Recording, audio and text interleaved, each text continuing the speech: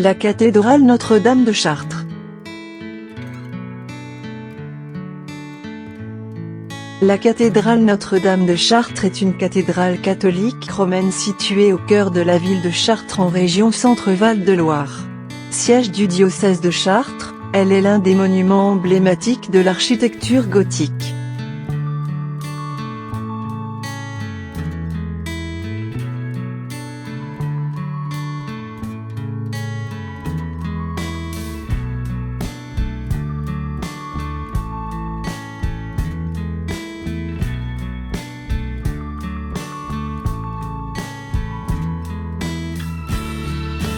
Grand lieu de pèlerinage, elle domine la ville de Chartres et la plaine de la Beauce, se dévoilant au regard à plus de 10 km de distance.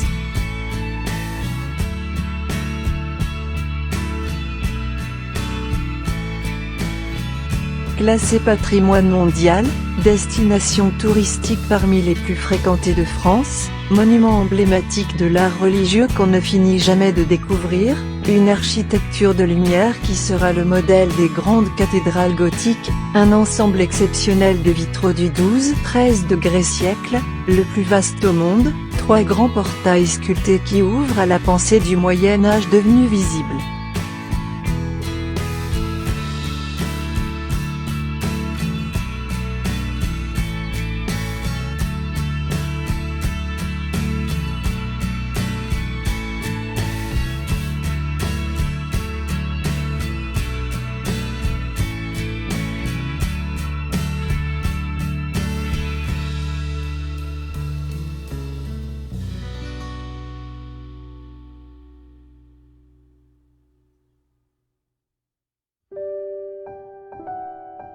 Notre-Dame de Chartres, édifice gothique, fut construit immédiatement après l'incendie de 1194 qui ravagea la cathédrale romane du XIe siècle.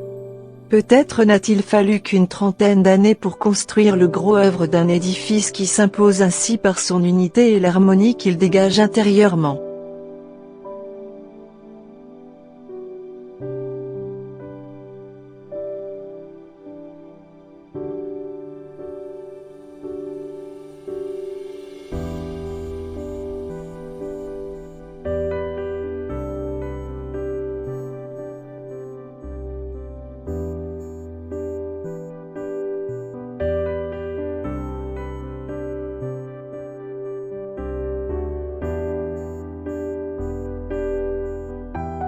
Le récit tiré des évangiles, utilise l'horizontale des chapiteaux, à la manière d'une bande dessinée.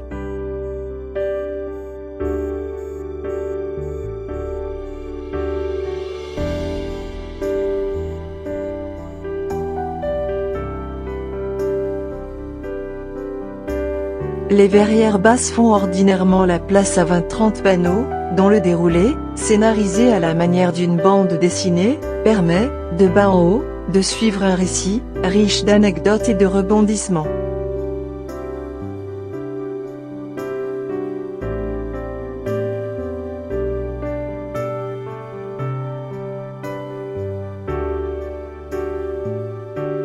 On y rencontre des pages de l'Ancien Testament, Création, Noé, Joseph, des paraboles tirées des évangiles, Bon Samaritain, Fils prodigue, et des récits apocryphes au sujet de Marie, Dormition et Assomption de la Vierge.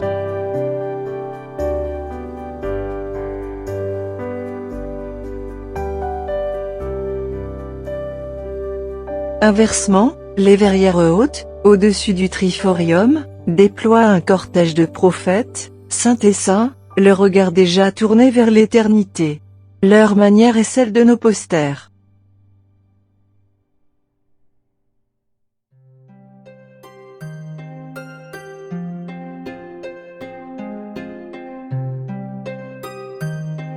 Certaines verrières font appel aux épisodes héroïques tirés de l'histoire de France, Saint-Rémy, Charlemagne, aux hagiographies locales, Saint-Lubin, et aux témoignages issus d'événements récents, Saint Thomas Becket.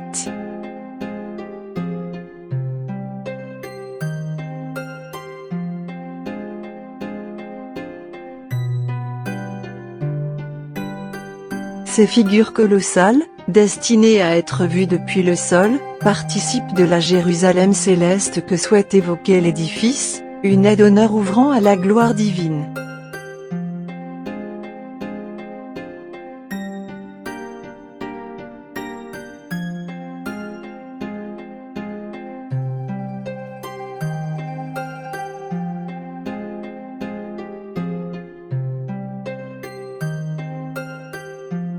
Trois roses complètent les verrières narratives et monumentales et montrent à quel point le vitrail prend l'ascendant sur la pierre, en moins de 20 ans.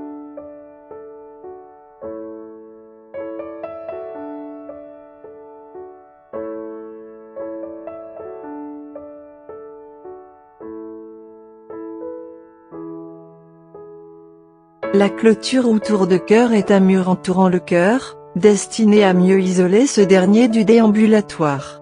Entièrement sculpté, il est formé d'un ensemble de 40 groupes totalisant 200 statues.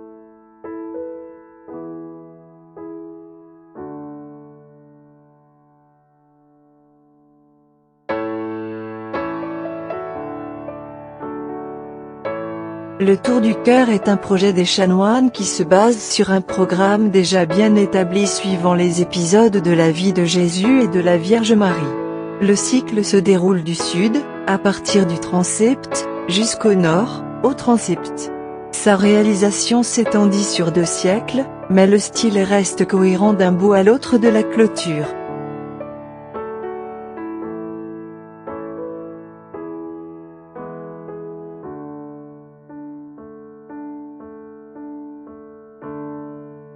Véritable encyclopédie, les grands ensembles sculptés du transept, autrefois polychromes, étaient conçus pour l'entrée des processions ainsi que l'enseignement des fidèles.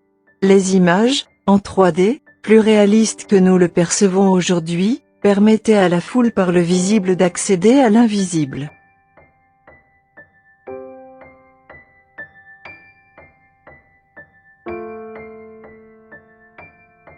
Le voile de la Vierge est une relique qui aurait été envoyée de Byzance par l'empereur d'Orient à Charlemagne.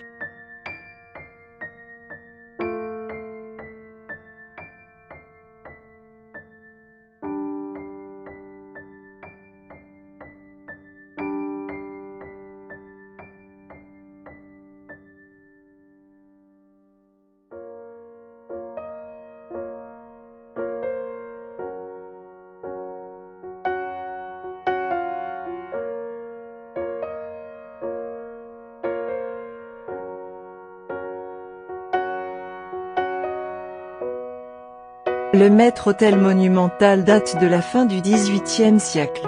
Ce groupe en marbre réalisé en 1772 par Charles-Antoine Bridant représente l'Assomption de Marie.